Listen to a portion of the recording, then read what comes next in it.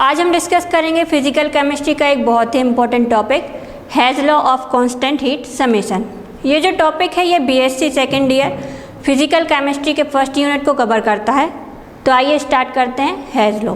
सबसे पहले सन 1840 में एक रशियन केमिस्ट जर्मन हैज़ ने थर्मोडायनामिक्स के फर्स्ट लॉ को विस्तार करते हुए एक नियम प्रतिपादित किया, जिसे हम हैज़ का नियम या हैज़ के स्थिर ऊष्मायोग का नियम कहते हैं। इस नियम को अब हम ऊर्जा संरक्षण के सिद्धांत के रूप में भी जानते हैं, जिसे थर्मोडायनामिक्स के फर्स्ट लॉ में भी बताया गया है। हम सभी जानते हैं कि थर्मोडायनामिक्स का फर्स्ट लॉ क्या है। उसके अनुसार ऊर्जा को ना तो उत्पन्न किया जा सकता है और ना ही नष्ट किया जा सकता है, इसे केवल एक रूप से दूसरे रूप में बदला जा सकता है। अब आइए देख लेते हैं कि हैज़ लॉ का सिद्धांत क्या है। इस लॉ के अनुसार कोई भी रासायनिक या भौतिक परिवर्तन में जो ऊर्जा होती है या ऊष्मा की मात्रा जो होती है वो समान रूप से उत्सर्जित या अवशोषित होती है, चाहे वो परिवर्तन एक पद में हो रहा हो या अनेक पद में हो रहा हो, वो परिवर्तन एक प्रकार से हो रहा हो या अनेक प्रकार से हो रहा हो।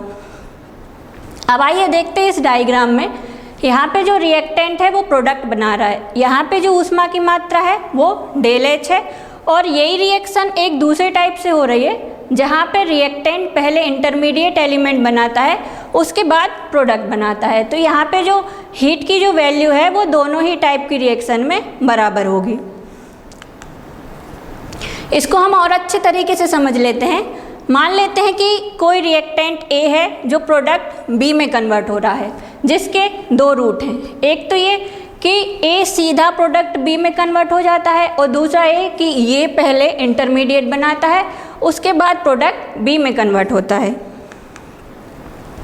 जब ए डायरेक्टली बी में कन्वर्ट हो जाता है तो यहाँ पे जो ऊष्मा है वो डेल एच है, लेकिन जब ए पहले सी में कन्वर्ट हो रहा है जहाँ पे सी एक इंटरमीडिएट है, तो वहाँ पे जो डेल एच की जो वैल्यू है या ऊष्मा की जो मात्रा है वो डेल एच वन है। उसके बाद जब इंटरमीडिएट सी से प्रोडक्ट बन रहा है बी, तो ऊष्मा की मात्रा वहाँ पे डेल एच टू है। ये सेकेंड टाइप की जो रिएक्शन है वो दो स्टेप में हो रही है, और फर्स्ट टाइप की जो रिएक्शन है वो एक ही स्टेप में हो रही है।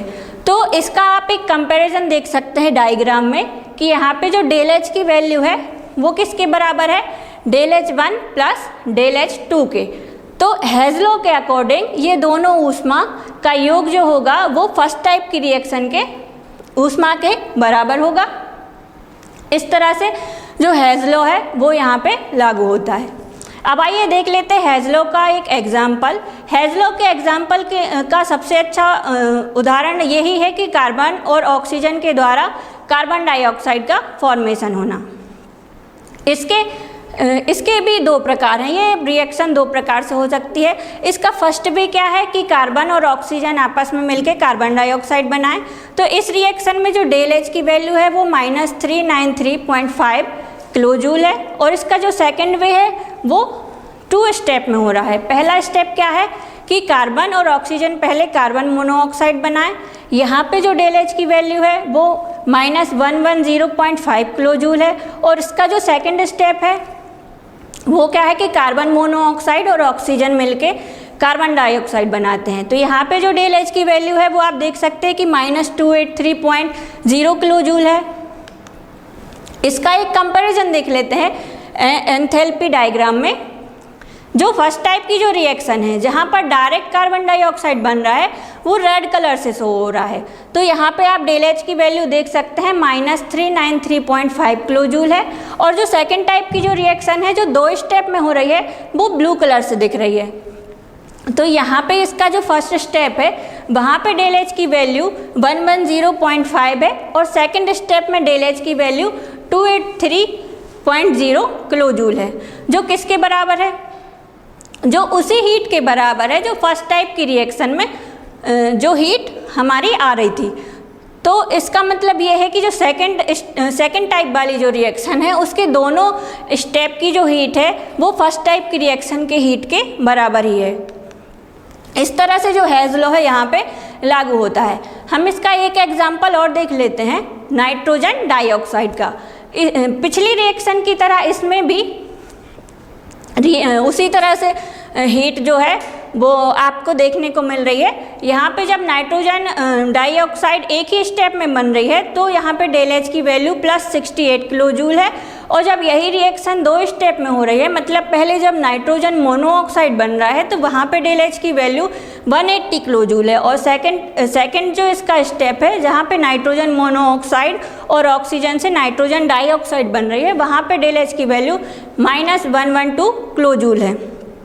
इस रिएक्शन को हम उस तरह से सॉल्व कर सकते हैं जैसे कि हम कोई भी रिएक्शन मैथमेटिकल फॉर्म में सॉल्व करते हैं।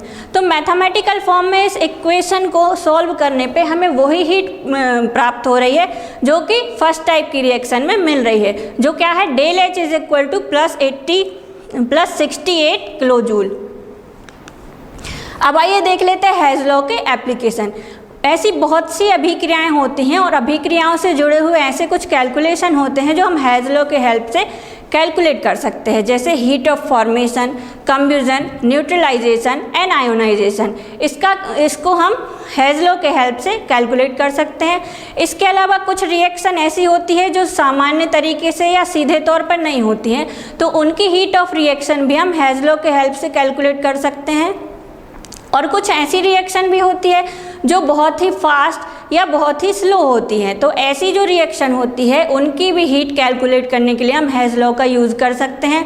इसके अलावा रिएक्शन में रिएक्टेंट और प्रोडक्ट की जो एंथैल्पीज होती है उनका कैलकुलेशन भी हम हेज लॉ की हेल्प से कैलकुलेट कर सकते हैं। इस तरह से जो हेज लॉ है वो रिएक्शन से जुड़े हुए बहुत सारे कैलकुलेशन को आसान बनाता है, जो थर्मोडायनामिक्स के नियम को हमें और भी विस्तार से समझाता है। तो आज के लिए बस इतना ही।